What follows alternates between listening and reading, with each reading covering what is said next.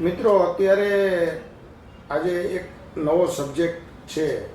આજે જ્યારે ઢગલાબંધ મેસેજ તમારા મોબાઈલમાં આવ્યા હશે. તમારા ઘણા બધા મિત્રોએ તમને ઢગલો એક મેસેજ મોકલ્યા હશે, હેપી ફ્રેન્ડશિપ ડે. અને મને પણ ઘણા બધા મિત્રોએ મોકલ્યા છે અને બધા પત્રકારોના ગ્રુપમાં પણ હેપી ફ્રેન્ડશિપ ડે આ શબ્દને લઈને બહુ જ આજે ઘટમાળ ચાલી છે.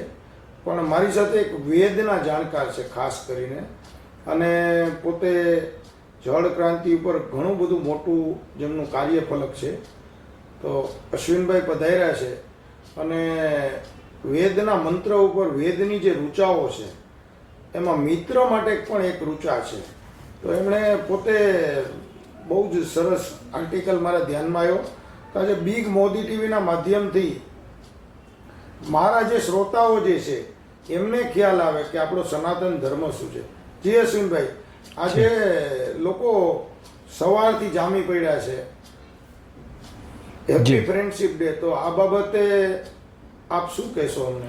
નમસ્કાર અતુલભાઈ, ખૂબ ખૂબ આપને ધન્યવાદ કે આજના આ પવિત્ર દિવસ મિત્રતા દિવસ ઉપરની ઘણી બધી પોસ્ટો અને આપે જે રીતે કીધું એ રીતે આવી રહી છે. અને આપણે પશ્ચિમી સંસ્કૃતિના રંગે રંગાઈને અથવા તો એનું કોઈ આંધળું અનુકરણ કરીને આપણે મિત્રતા દિવસની ઉજવણી કરીએ છીએ.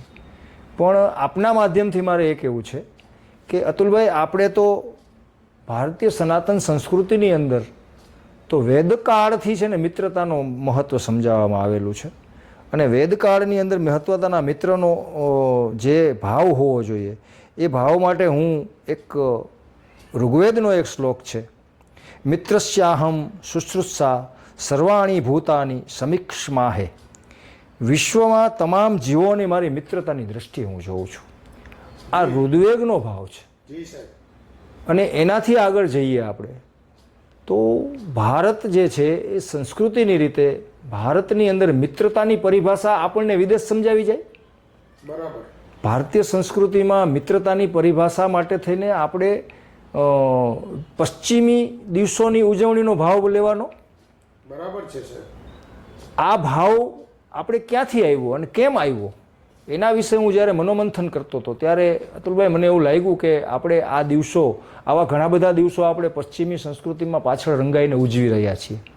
એમાં આજનો આ સ્પેશિયલ દિવસ એટલે કે ઓગસ્ટ મહિનાનો પ્રથમ રવિવાર ભારતની અંદર જ્યારે મિત્રતા દિવસ ઉજવાય છે ત્યારે મારે આપની સાથે એ વાત કરવી છે કે આપણે આપણી સંસ્કૃતિની અંદર, ભારતીય સંસ્કૃતિની અંદર મિત્રતાના ઉદાહરણો જો આપવા હોય તો દરેક મિત્રતાના ઉદાહરણની અંદર સૌથી પહેલું ઉદાહરણ હું આપને રામાયણના આધારે માન્યતાથી આપી શકું કે ભગવાન રામચંદ્રજી જ્યારે વનની અંદર જાય છે ત્યારે બીજી રાત્રિનો નિવાસ જ્યાં કરે છે એ નિષાદરાજ ગુહ, અને ભગવાન એમને એક ભીલ રાજાને, નાના એવા ગામના મુખિયાને એ પોતાના આત્મીય મિત્ર તરીકે સ્વીકારે છે.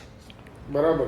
રામાયણના આધારે એટલું કહી શકું કે ભગવાન રામે પોતાના જીવનકાળ દરમિયાન 3 મિત્રો બનાવ્યા છે. એ 3 મિત્રોમાંનો પ્રથમ મિત્ર એટલે ગુહ. બરાબર. તો આ રામ રાજ્યનો જો આ સૂત્ર હોય અને રામ રાજ્યના સૂત્રના આધારે એ કહી શકીએ કે મિત્રતા કેવી હોવી જોઈએ. તો